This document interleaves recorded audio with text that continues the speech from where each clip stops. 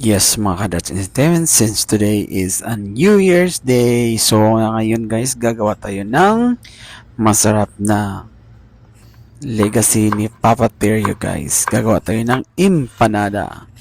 Ito guys, ang pinakamasarap na luto namin sa aming pamilya guys. So ito ang pinaka the best na hindi talaga namin malilimutan guys. So okay guys, luluto na tayo guys ng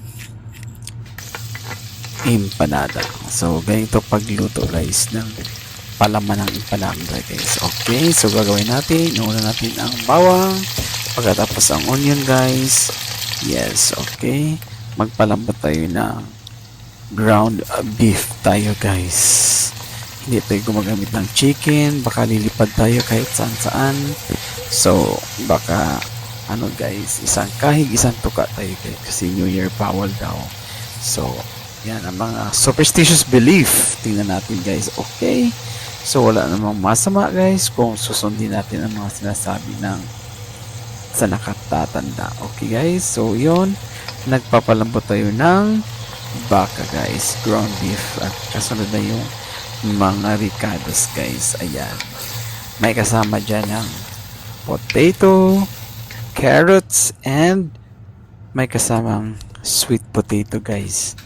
Okay, so napakasarap na tingnan guys. So yan ang palaman, lutong luto na guys. Okay, yan. Okay, luluto tayo ulit guys kasi meron kaming gagawin na pancit for long life. Okay, pancit for long life tayo guys, mamaya maya lamang guys. Yan ang sahog ng ating pancit for long life.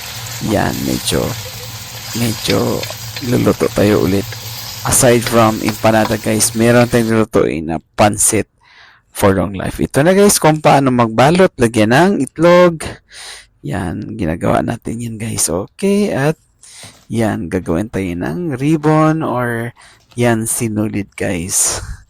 Yan ang pinaka-the best yan. O, tingnan mo guys kung alam ko ba mag sinulid. Yan.